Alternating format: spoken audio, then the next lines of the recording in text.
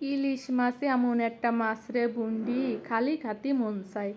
যে তরকারি দেই রান্না করো না কেন জম্মের ভালো লাগে।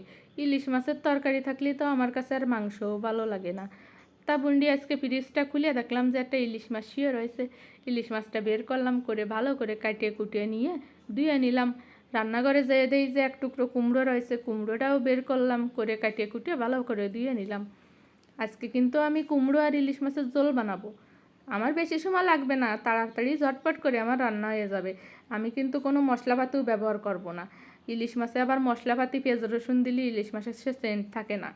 তা আমি শুধু জিরে ফোড়ন দিয়ে আজকে ইলিশ মাছ রান্না করব। ইলিশ মাছটায় ভালো করে লবণ হলুদ মাখাই নিলাম। চুলোর উপরে কড়াইটা বসাইয়ে অল্প একটুখানি তেল দিয়ে দুটো সাইডে জিরে ফোড়ন দিয়ে নামাই নিলাম। তারপরে ইলিশ মাছগুলো লবণ হলুদ মাখানো ছিল আগের তো, ওইটা দিয়ে দিলাম। ইলিশ মাছ তেলে ছাড়ার পরে কি ফাইন যে একটা সেন্ট বেরোচ্ছে, মনটা মোটে ভরে যাচ্ছে।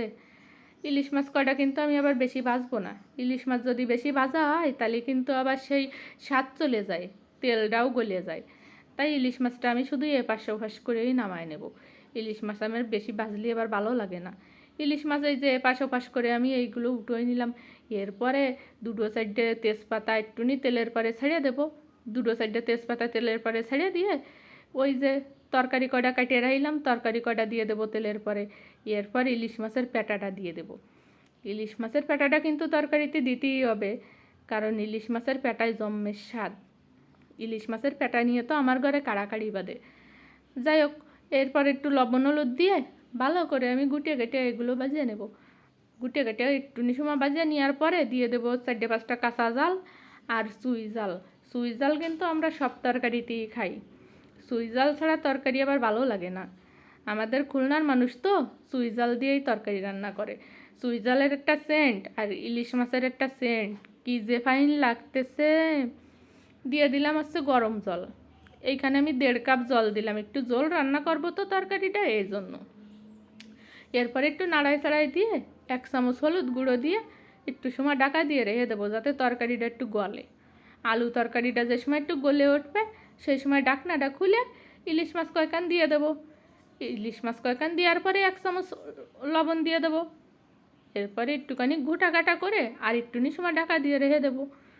বেশি সময় আবার লাগবে না, তরকারি প্রায় আমার ওই আইছে। ঢাকনাটা খুলে ওই যে জলের পদ্মায় সাঁতার কেটে বেড়াচ্ছে কয়টা কাঁচা জাল, ওই কয়টা তুলে আমি একটু আধভাঙা করে দিয়ে দেবো, যাতে একটু জাল জাল হয়। আর 1 চামচ ওই আলু কুমড়ো উঠে একটু গালায় দিয়ে দেবো, যাতে জলটাও একটু গাঢ় মনে হয়। তা বন্ধুরা, আমি এইরকমভাবেই দিয়ে দিলাম এই যে জাল কয়টা আর এই যে তরকারিটাও দিয়ে দেওয়ার পরে একটু গুটে গেটে আর 2 মিনিটের মতো ঢাকনা দিয়ে রেখে দেবো। তরকারি কিন্তু আমার প্রায় রেডি। এরপর যে জিরেটা ছিল ওই জিরেটা কষিয়ে গামলায় দিয়ে নেব। ঢাকনাটা খুলে একটু জল দিয়ে নাড়ায় ছাড়ায় তরকারিটা ঢেলে দেবো। রেডি তরকারি। কি সুন্দর যে একটা সেন্ট বেরোচ্ছে।